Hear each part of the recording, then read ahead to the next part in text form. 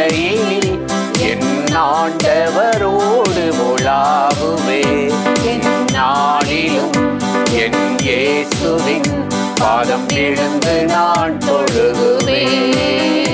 அதிகாலையில் சீனை மலையினில் என் ஆண்டவரோடு உலாவுவே. என் நாளிலும் என் இயேசுவின் பாதம் விழுந்து நான் தொழுகுவே.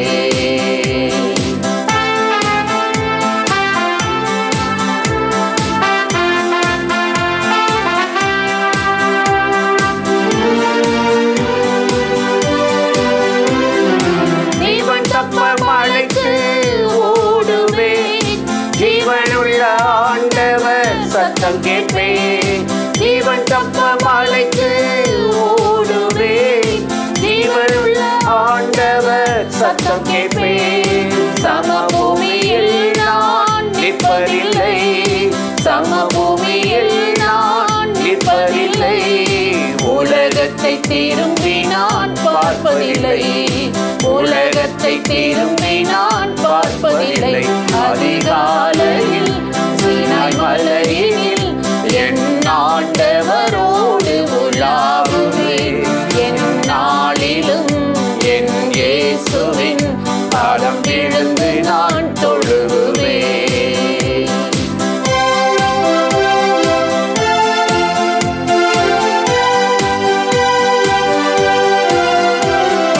கண்மலை உச்சியில் ஏறிடுவே, கரங்களை உயர்த்தி நான் ஜெயித்திடுவே. கண்மலை உச்சியில் ஏறிடுவே, கரங்களை உயர்த்தி நான் ஜெயித்திடுவே. மகிமையின் பிரசன்னம் என்னை மூடுமே, மகிமையின் பிரசன்னம் என்னை மூடுமே. முகமுகமாய் நான் பேசிடுவே, முகமுகமாய் நான் பேசிடுவே. அதிகாலையில் சீனை மலையில் என் ஆண்டவரோடு உலாவுவே. என் நாளிலும் என் இயேசுவின் பாதம் விழுந்து நான் தொழுகுவே.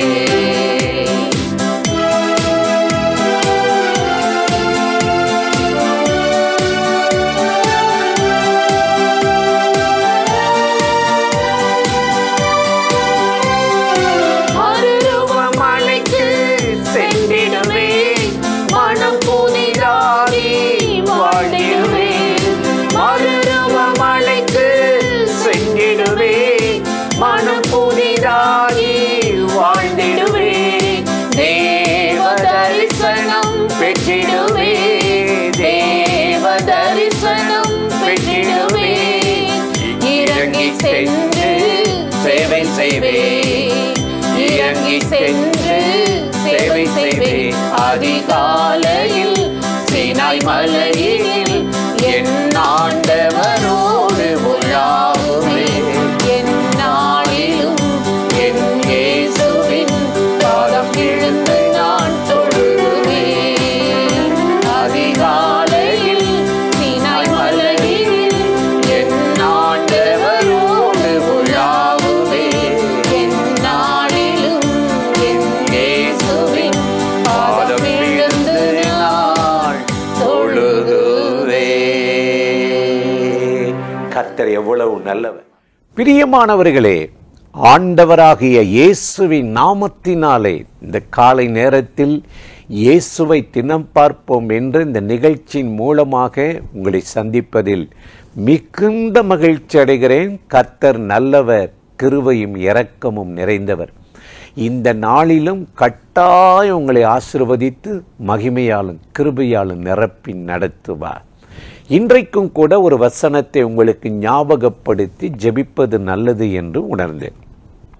மத்தேயு 18:18 நாம் பார்த்தால், பூமியில் எவைகளை கட்டுகிறீர்களோ பரலோகத்தில் கட்டப்பட்டிருக்கும். அருமையான ஒரு மேன்மையான உன்னதமான ஒரு வார்த்தையை தேவன் சொன்னார்.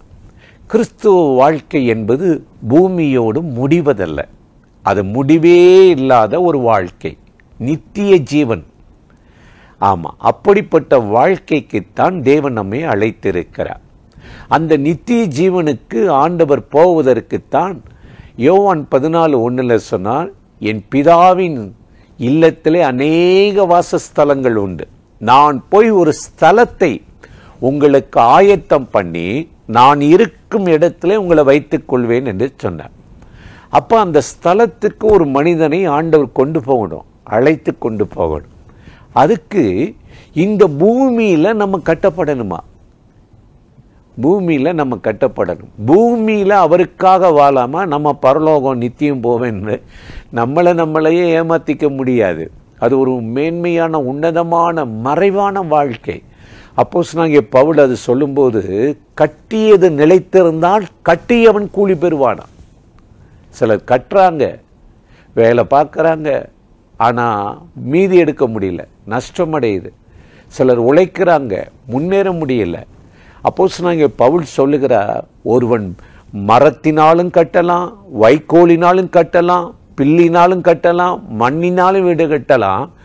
அவனவன் தன் கட்டும் விதத்தை குறித்து எச்சரிக்கையா இருக்கணும். 1 கொரிந்தியர் 3:14-15 கட்டியது நிலைத்திருந்தால் கட்டியவன் கூலி பெறுவான், கட்டியது வெந்து போனால் நஷ்டம் அடைவானா. நம்ம நஷ்டம் அடையவோ எதை இழப்பதற்கோ ஆண்டவர் இந்த பூமியில நம்மளை சிருஷ்டிக்கலை.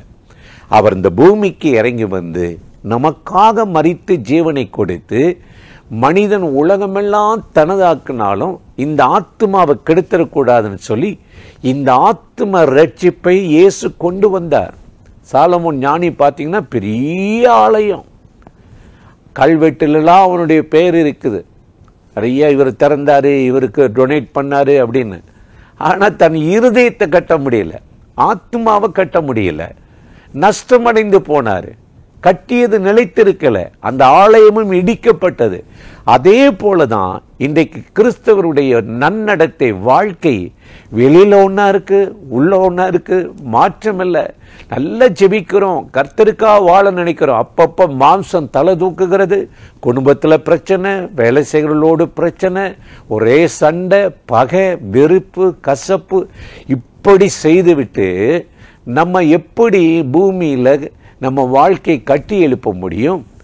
ஆகவே இப்படி உடைக்கப்பட்டு நொறுக்கப்பட்டு அழிக்கப்பட்ட இந்த வாழ்க்கையை ஆண்டவர் சரி பண்ணுவதற்குத்தான் இந்த பூமிக்கு இறங்கி வந்து நமக்காக இரத்தம் சிந்தி, இஸ்ரவேலின் கன்னிகையே உன்னை மறுபடி கட்டுவேன், உன்னை மறுபடி கட்டுவேன். நம்ம வாழ்க்கையை, ஆவிய ஆத்மாவை, சரீரத்தை கட்டி எழுப்பத்தான் இயேசு இந்த பூமிக்கு இறங்கி வந்தார். அதனால தான் வேதத்தை நம்ம கையில் கொடுத்திருக்கிறார்.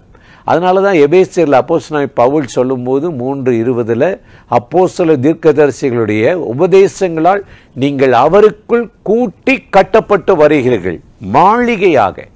அப்ப இப்படி கட்டப்பட்டு தேவனால் எச்சரிக்கப்பட்டு நம்ம பொல்லாத வழியை விடுறோம் பாருங்களே, அப்ப நம்ம பேர்ல அங்க ஒரு வீடு கட்டப்படுது, நற்கிரிகள் கூட போகுது. அந்த கிரிகளை வைத்துதான் ஆண்டவர் நம்ம கட்டுறாரு. நித்தியம் போறதுக்கு அந்த நற்கிரிகள் போய் முந்தணும். பூமியில உமக்காக வாழ்றான், தீமையை விட்டுட்டு ஓடுறான், உலகத்தினால் கரைபடாதபடி காத்து கொள்ளுகிறான். இதானே கர்த்தருடைய வேதம் நமக்கு சொல்லுகிறது. அதனாலதான் யோபு 22:23 சொல்றாரு, நீ மனம் திரும்பினால் கட்டப்படுவாய். நீங்க மனம் திரும்ப திரும்ப திரும்ப ஒரு கல்லு மேல ஒரு கல்லை எடுத்து ஆண்டவர் கட்டி உங்களை நிலையான வாசஸ்தலத்துக்கு தகுதி உள்ளவர்களா மாற்றுகிறார். கட்டியது நிலைத்திருந்தால் கட்டியவன் கூலி பெறுவான், கட்டியது வெந்து போனால், தண்ணீரில் அடிக்கப்பட்டால், மணல் மீது கட்டினால் நஷ்டம் அடைவானா. நம்ம ஒரு நஷ்டமடைய, நம்ம இழந்து போகிற வாழ்க்கையை வாழ ஆண்டவர் இந்த பூமியில நம்மளை உண்டாக்கல.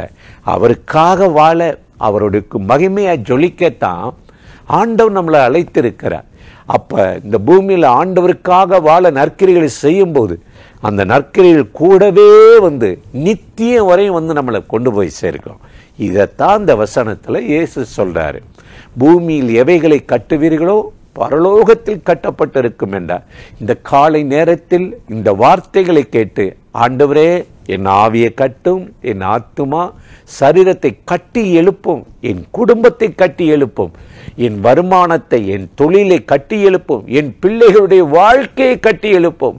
வழி தப்பி போவது போல தெரிகிறது, ஆண்டவரே எங்க தேசத்தை கட்டி எழுப்பும் என்று யாரெல்லாம் அவரை நோக்கி கூப்பிடுகிறார்களோ ஆண்டவர் சொல்லுகிறார், இஸ்ரவேலின் கன்னிகையே, உன்னை மறுபடி கட்டி எழுப்புவேன் என்றவர். நீங்க இழந்த, உடைக்கப்பட்ட, நொறுக்கப்பட்ட ஒவ்வொரு காரியத்திலும் உங்களை கட்டி எழுப்பி இந்த நாளில் அற்புதமாய் உங்களை ஆசீர்வதித்து நடத்த போகிறார். அந்த தேவாதி தேவனை நோக்கி ஜெபிப்போமா? அன்பும் இரக்கமும் கிருபை நிறைந்த நல்ல ஆண்டவரே, இந்த ஆசீர்வதிக்கப்பட்ட காலை நேரத்துக்காக, கிருபை இரக்கங்களுக்காக நன்றி. யாரெல்லாம் அந்த நிகழ்ச்சியில இணைந்து உம்மாலை கட்டப்படும் என்று தங்களை அர்ப்பணிக்கிறார்கள், அவர்களை கட்டி எழுப்புவீராக. என்ன மழை வந்து தண்ணீர் வந்து மோதினாலும் விழுந்து போகாதபடி கண்மலையின் மேல் கட்டப்பட்டிருக்கிற வீட்டுக்கு ஒப்பாக மாற்றும். அவர்களுடைய குடும்பங்களை, வேலையை, வருமானத்தை, தொழிலை ஆசீர்வதித்து இந்த நாளில் அற்புதமாய் நடத்தும்படி இயேசுவின் நாமத்தில் வேண்டுகிறோம் எங்கள் உயிருள்ள நல்ல பிதாவே. ஆமேன், ஆமேன். ஆண்டவர் நம்முடைய ஜெபத்தை கேட்டிருக்கிறார், கட்டாய ஆசீர்வதிப்பார். தொடர்ந்து இந்த நிகழ்ச்சி நீங்களும் பாருங்க, மற்றவங்களுக்கு அறிமுகப்படுத்துங்கள்.